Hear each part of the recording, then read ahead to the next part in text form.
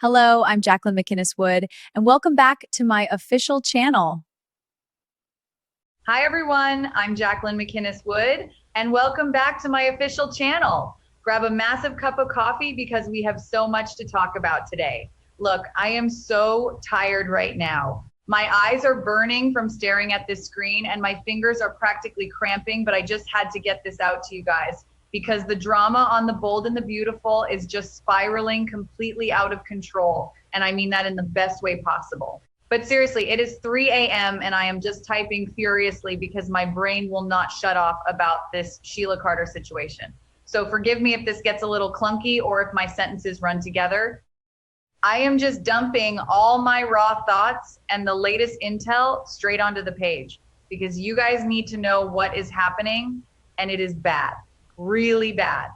So let us just dive right into the absolute mess that Deacon Sharp and Taylor Hayes have created, because they have officially crossed the point of no return. We all knew this was coming. We saw them sneaking around. We saw Steffi Forrester Finnegan giving Taylor ultimatum after ultimatum. And did Taylor listen? No, she did not, which is just wild to me, because Taylor is supposed to be this world-renowned psychiatrist. She is supposed to be the smart one, the logical one, the one who analyzes behavior for a living. But right now she is acting like a reckless teenager, and it is going to cost her everything, maybe even her life. But let us back up a second, because the timeline here is crucial. Remember when Sheila showed up at the Cliff House? She had that bouquet of flowers. She was standing outside the locked door, peeking through the window, and she saw Taylor and Deacon stripped down on the bed, getting ready to make love. And we all wondered what Sheila was going to do. Was she going to bust the door down? Was she going to scream? Was she going to pull out a weapon right then and there? But no, Sheila is way more calculating than that, because she did not confront them right away. And that is what makes her so terrifying. And then Deacon, oh, Deacon, what an absolute idiot. He actually thought he could pull the wool over Sheila Carter's eyes. He went home and he lied straight to her face. He told his wife that he was going out of town on a business trip. A business trip. Really, Deacon? That is the oldest excuse in the book. And you are trying to use it on a woman who has literally faked her own death and cut off her own toe to avoid prison. You think she is going to fall for a fake business trip? It is just so insulting to her intelligence. And Sheila knew it. She knew something was off because she had already seen them. But here is where things take a massive and dark turn, because Sheila did not just rely on what she saw through that window. No, she got her hands on some hard proof, a leaked text message. Yes, you heard me right. A text message detailing Deacon and Taylor's secret runaway plan. And I am just sitting here wondering how she got it. Did Deacon leave his phone unlocked? Did Taylor send it to the wrong person? Did Sheila clone his phone? Because honestly, Sheila has the skills to do all of that. But the how does not even matter as much as the what. The what is that Sheila read the words with her own two eyes. She read about their romantic getaway. She read about their plans, and a wave of madness just completely washed over her. I can practically see the look on her face when she read that text, the way her eyes probably went dead, the way her jaw clenched, because this is not just a betrayal. This is a profound and bitter betrayal by the man she actually loved. And that is the tragic part of this whole thing. Sheila actually loved Deacon. She thought she had finally found someone who accepted her, someone who looked past all the horrible things she had done in her life, someone who gave her a home and a business and a ring. She tried to be good. She really did for Deacon, but then he throws it all away. And for who? Taylor Hayes, her ultimate rival, the woman who has judged her and looked down on her for decades. It is the ultimate slap in the face. So you can imagine the sheer rage that is boiling inside Sheila right now. It is not just anger. It is a deep, dark, consuming madness, because she realizes she has been played. She realizes she has been a fool, and Sheila Carter does not handle being a fool very well. So what does she do? Does she scream and cry? Does she confront Deacon and demand a divorce? No, of course not, because this is Sheila.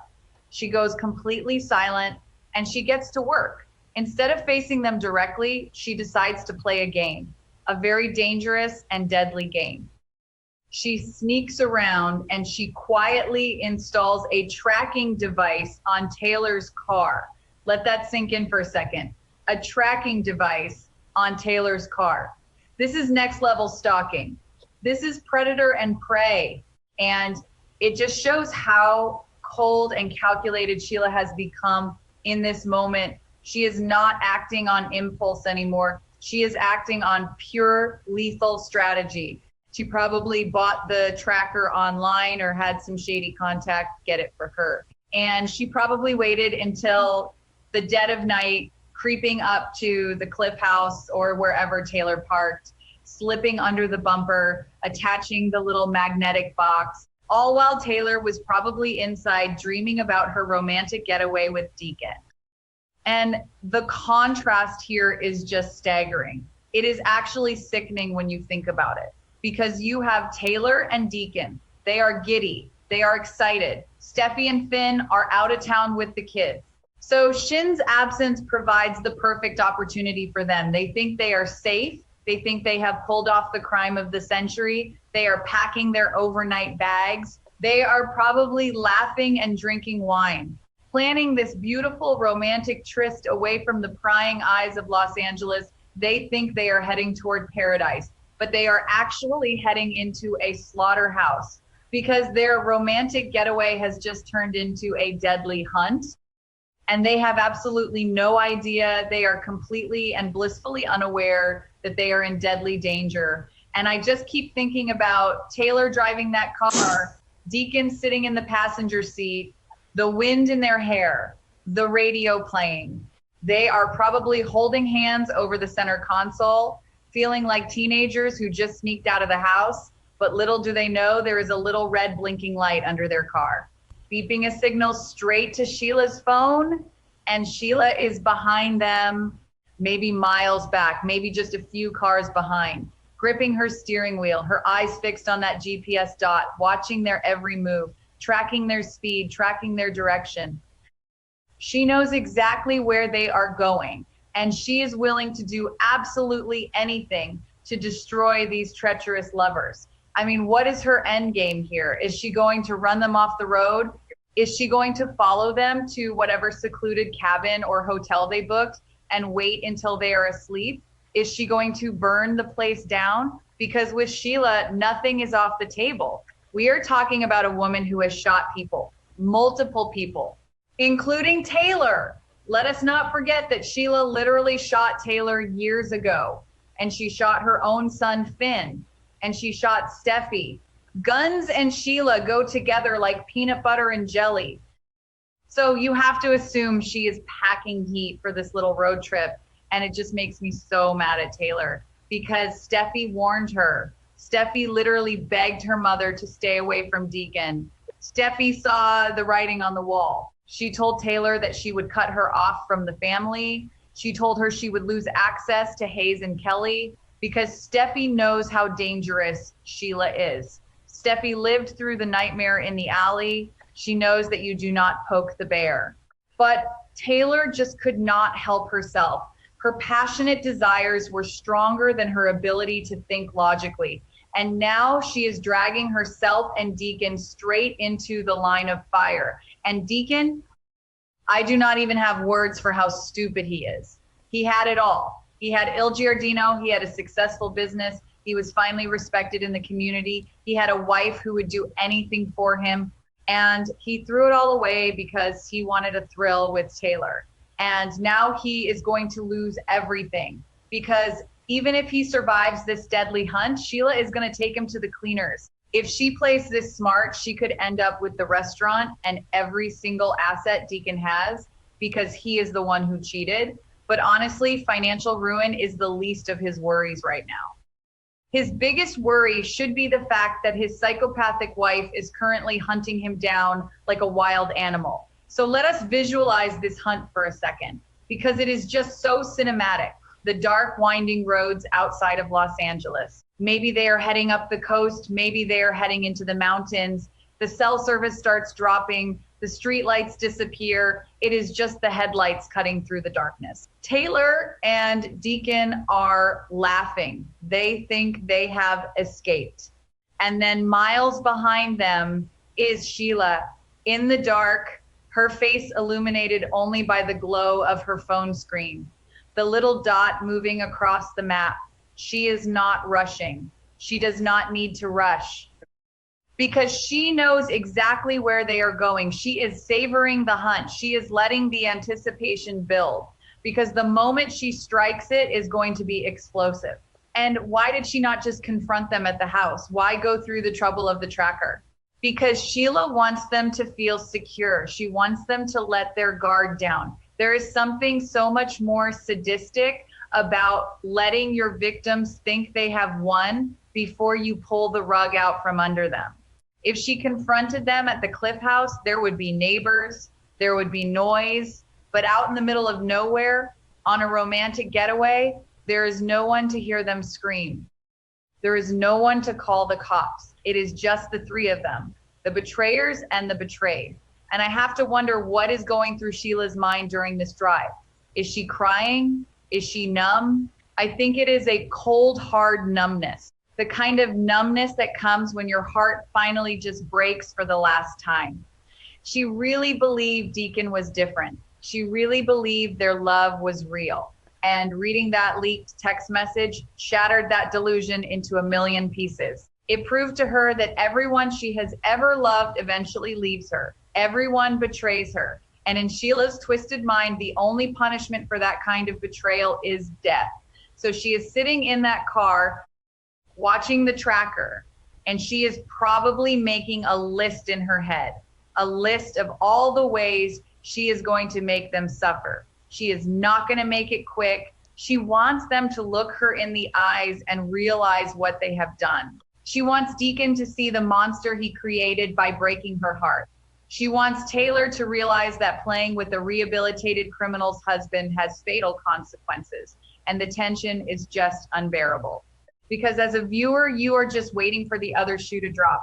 You are watching Taylor and Deacon being so arrogant, so confident in their lie. Deacon telling Sheila he has a business trip, thinking he is so slick, thinking he covered his tracks. But he left a digital trail, a text message. It is always the phones that get them caught. It is always a text or an email or a picture. And in this case, it is a text message that is going to sign their death warrant. I just cannot get over the fact that they are completely unaware. They have no idea they are being tracked. They probably pull over to get gas or snacks. Deacon probably buys Taylor her favorite candy. They are acting like a normal couple on vacation. And all the while, the little device under the car is pinging their location. And what happens when they finally reach their destination? Let us say it is a cabin. They go inside, they unpack, they pour some drinks, they get comfortable, and they think they are alone. But Sheila is outside, watching from the trees, waiting for the perfect moment. Will she cut the power? Will she slash the tires so they cannot escape? Because once Sheila starts this game, she does not leave any loose ends. She is going to trap them. And honestly, part of me feels bad for Sheila. I know I probably should not say that because she is a literal murderer.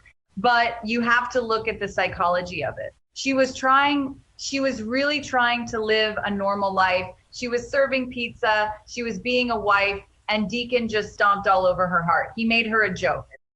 And when you make a joke out of someone who already has a fragile grip on reality, you are asking for a disaster. But Taylor gets no sympathy from me right now. None, because she should know better. She is a doctor. She knows Sheila's history. She knows what Sheila is capable of.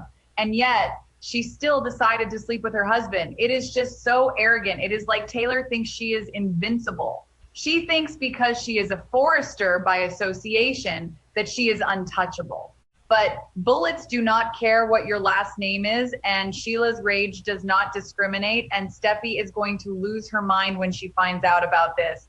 Assuming Taylor survives, Steffi is going to come home from her trip with Finn and the kids, and she is going to find out that her mother was hunted down by Sheila Carter because she could not keep her hands off Deacon Sharp. Steffi is going to enforce that family ban so fast Taylor's head will spin. But that is assuming Taylor makes it back, because right now the odds are not looking good for the treacherous lovers. The deadly hunt is on. Sheila is armed with the truth. She is armed with a tracker, and she is armed with a broken heart. And a broken-hearted Sheila Carter is the most dangerous weapon in Los Angeles. I am just typing all this and my heart is racing because the stakes have literally never been higher. It is not just a corporate takeover. It is not just a fashion show rivalry like what is happening with Katie and Brooke. This is life and death. This is raw primal survival. So we have the leaked text. We have the fake business trip. We have the tracker on the car. And we have the clueless lovers driving off into the sunset. It is the perfect setup for a horror movie. And that is exactly what The Bold and the Beautiful has turned into right now.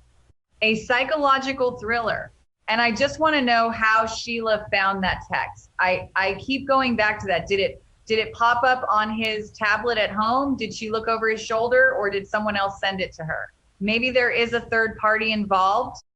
Who knows? But the fact remains that she has the evidence, she knows the truth, and she is using it to fuel her revenge. The madness is real, you guys. It is so real. You can feel the unhinged energy radiating off the screen. Sheila is not just angry. She is methodical. And methodical crazy is way worse than impulsive crazy, because it means she is thinking clearly about how to cause the most pain. So as I sit here chugging the rest of my cold coffee and rubbing my tired eyes, I just have to tell you all to brace yourselves, because the next few episodes are going to be a bloodbath, or at least a massive, terrifying confrontation. The romantic getaway is over. The deadly hunt has begun. And Sheila Carter is coming for blood. I will keep you guys updated if I hear anything else. But for now, just keep your eyes glued to the screen, because Taylor and Deacon are driving straight into a nightmare and they do not even know it. And Sheila is right behind them, waiting, watching, tracking. All right, my fingers are officially numb. I am going to try and get some sleep before the sun comes up, but I had to get this massive info dump out to you all, because this storyline is just too crazy to keep to myself. The tracker, the